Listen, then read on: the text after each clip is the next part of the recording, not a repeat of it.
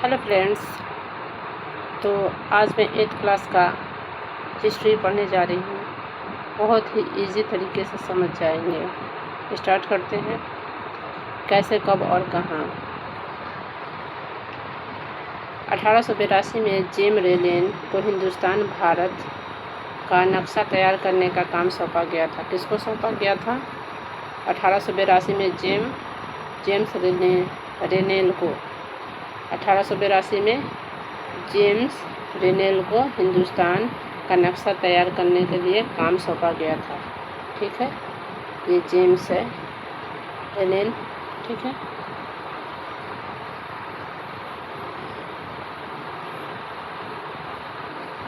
ये हिंदुस्तान यानी कि अपने भारत का नक्शा है, अंग्रेज़ के ज़माने का। ये देख सकते हैं।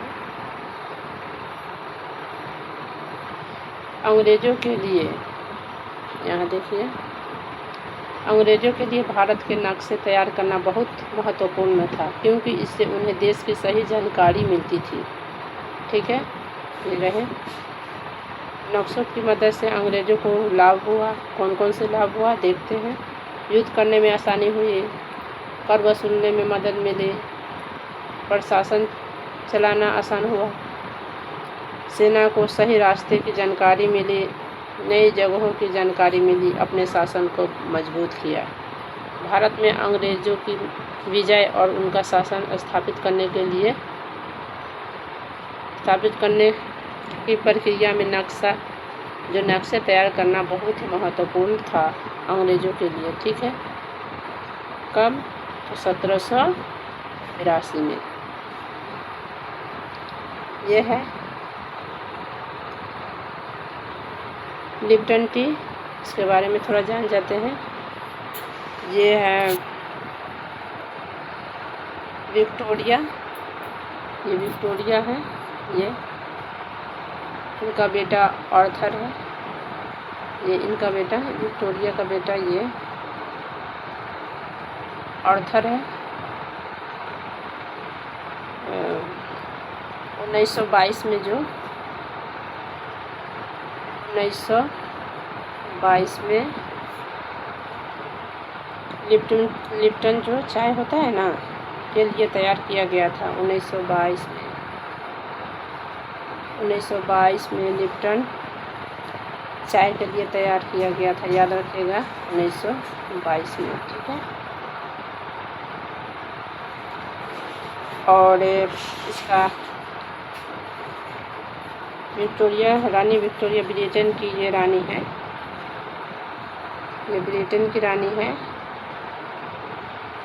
और विक्टोरिया का तीसरा बेटा तो बता ही दिए हैं, आर्थर इसका नाम था। आर्थर, ये आर्थर था, आर्थर। और आर्थर को ड्यूक ऑफ कनॉट की पदवी दी गई थी।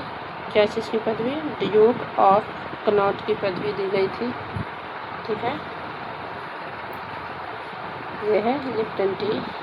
देखिए, यहाँ देख सकते हैं इनका चित्र।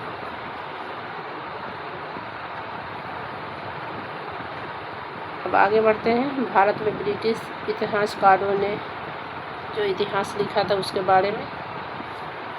ब्रिटिश इतिहासकारों ने भारत के इतिहास को अपने नज़रिए से लिखा। उनके अनुसार हर गवर्नर जनरल का शासनकाल महत्वपूर्ण है। यह काल वारेन हेस्टिंग्स के शासन से शुरू हुआ। अंग्रेज़ों का काल वारेन हेस्टिंग्स से शुरू होता है और आखिरी वायसराय इनका कौन बनता है?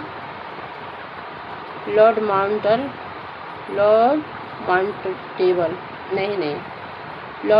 माउंटबेटन बनता है। ठीक है, लॉर्ड माउंटबेटन से ही समाप्त हो जाता है। वारेन हेस्टिंग्स से शुरू होता है, लॉर्ड माउंटबेटन से समाप्त हो जाता है। चलिए देखते हैं, सही से पढ़ते हैं और देखते हैं। प्रथम गवर्नर जनरल वारेन हेस्टिंग्स 1773 में भारत के पहले गवर्नर जनरल बने थे भारत में। उन्होंने 1773 से 1785 तक शासन किया था। आखिरी viceroy lord Mountbatten. Lord Mountbatten अंग्रेजों के नाम भी अजीब होते हैं। भारत के आखिरी वायसराय थे। उनका कार्यकाल 1947 तक रहा। उनका कार्यकाल जो था ना 1947 तक था। ब्रिटिश शासक का अंत हुआ, ठीक है, और उनके साथ ब्रिटिश शासन का क्या हुआ, अंत हो गया, ठीक है। अच्छा ये हुआ। अच्छा उसके बाद में देखते हैं दूसरे गवर्नर जनरल, ठीक है, सर जॉन सोवर्ड। इसका कार्यकाल 1793 से 1798 तक था। उन्होंने प्रशासनिक सुधार, राजस्व व्यवस्था और कानून व्यवस्था को मजबूत करने का प्रयास किया था, ठीक है। फिर यहाँ पे जानते हैं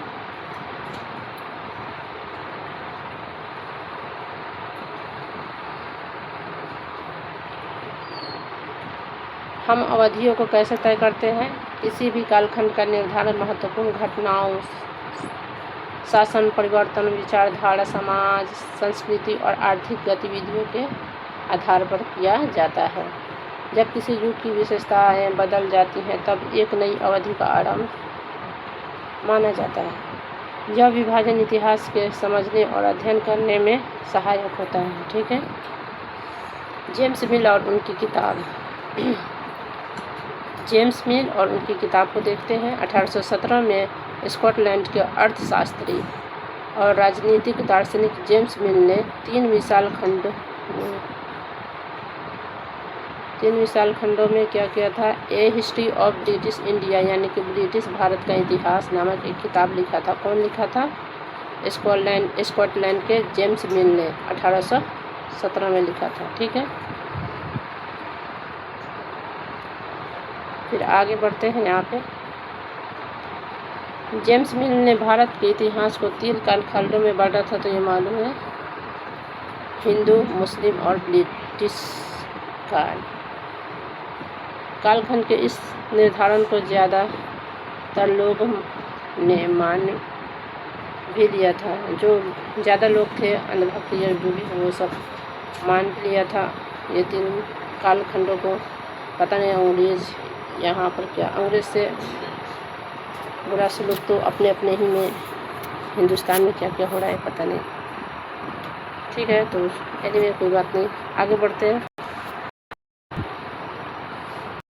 चलिए तो देखते हैं औपनिवेशिक क्या होता है। औपनिवेशिक वह नीति या प्रक्रिया है जिसमें कोई शक्तिशाली देश किसी दूसरे देश पर शासन करता है, उसके भूमि, संसाधनों और लोगों का शोषण करता है और उनकी आर्थिक, राजनीतिक और सांस्कृतिक प्रभुत्व को स्थापित करता है, ठीक है। प्रशासन अभिलेख तैयार करता है। अंग्रेजों को यह भी लगता था कि तमाम अहम दस्तावेज और पत्रों को संभाल कर रखना जरूरी, इसलिए उन्होंने सभी शासकीय संस्थाओं में अभिलेख कक्ष बनवा दिए। तहसील के दफ्तर, कलेक्टर के सेठ, कमिश्नर दफ्तर, प्रांतीय सचिवालय, कचहरी सबके अपने रिकॉर्ड होते थे। अभिलेख क्यों महत्वपूर्ण थे जानते हैं, चलिए। महत्वपूर्ण दस्तावेजों को बचा कर रखने के लिए अभिलेखागार और संग्रहालय जैसे संस्थान बनाए गए।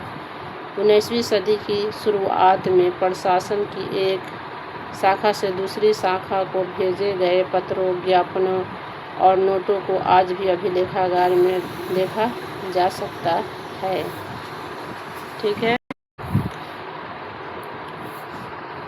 वहाँ जिला अधिकारियों द्वारा तैयार किए गए नोटिस और रिपोर्ट, ऊपर बैठे अफसरों द्वारा प्रांतीय अधिकारियों को भेजे गए निर्देश और सुझाव देखे जा सकते हैं। उनकी शुद्धि के शुरुआती सालों में हिंदुस्तानियों की सटीक और सावधानीपूर्वक नकल बनाई जाती थी। उन्हें